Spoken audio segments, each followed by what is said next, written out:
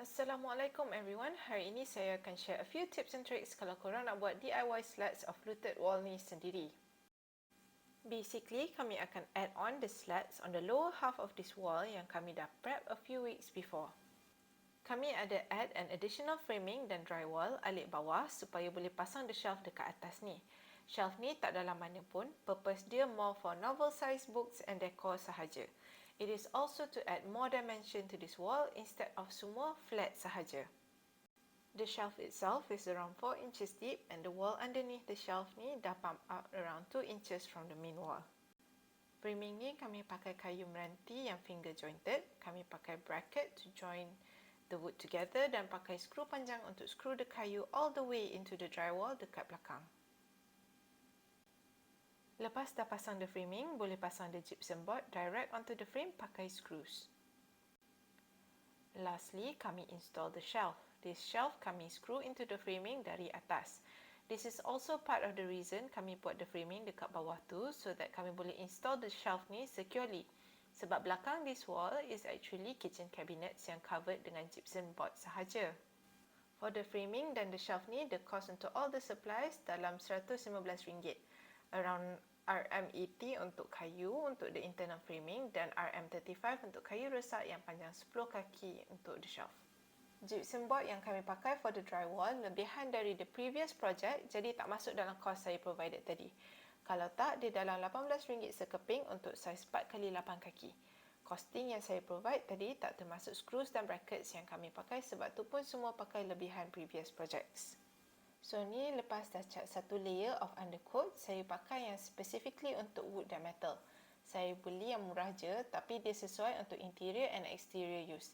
Tapi sebab dia murah dan solvent base, memang bau dia kuat. So make sure time cat tu, that area is very well ventilated. Kami buat the skirting dan all the slats pakai satu full board 4x8 kaki MDF board. Dalam video ni, kami dah pasang the MDF skirting pakai nail gun dan dah cat dengan undercoat.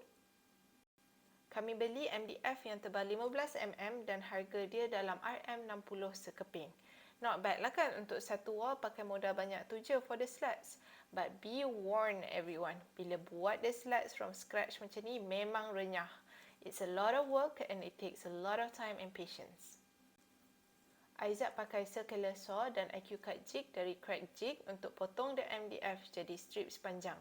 Nak cut the whole board ambil masa 6 jam juga kot. Kita orang jarang buat rip cuts macam ni. Jadi memang slow lah nak make sure setiap cut tu straight.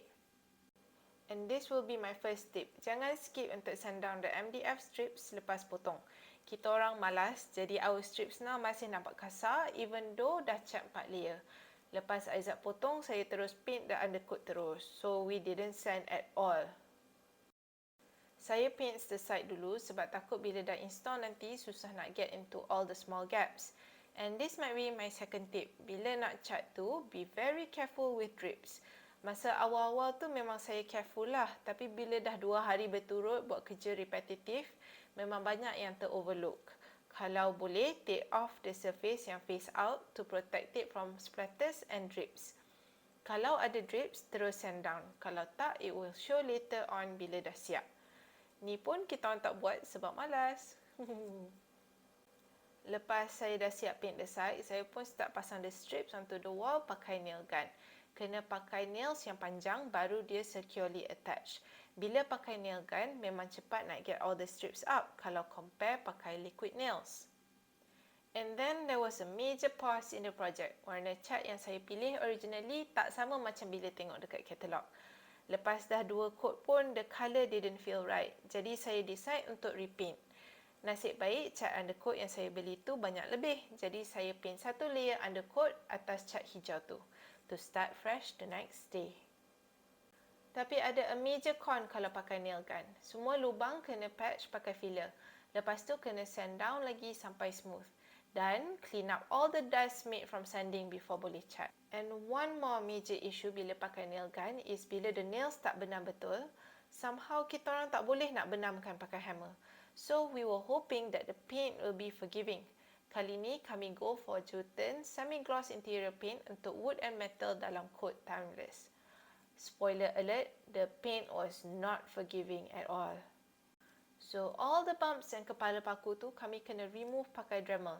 Lepas tu patch up balik pakai filler, sand down, clean up and paint all over again. Time ni kita orang dah down dah tapi decide to just finish the project walaupun the outcome is not up to our standards. Lepas the paint dah dry, kami start moving the furniture and computers in and then realise yang it didn't look so bad.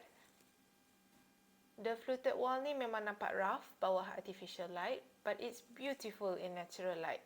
The furniture pun banyak sorok the imperfections. Kalaulah kami boleh start over, saya akan guna liquid nails je terus from the beginning. The trick is to try and keep the MDF surface as smooth as possible. Minimize drips, lubang dan patchwork because all of that is very obvious as you paint. Kalau korang nak buat atas plastered brick wall, boleh install a thin MDF board or plywood first on the wall, pakai a few screws and then boleh glue the slats onto that board supaya tak rosak dinding and for easy removal if in the future you want to remove it. Once dah hilang penat, maybe we can attempt to sand everything down with the orbital sander and try to repaint.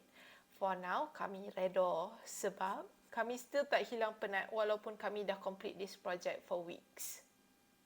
The cost for this 10 by 4 feet feature wall, including having to repaint, was around RM400.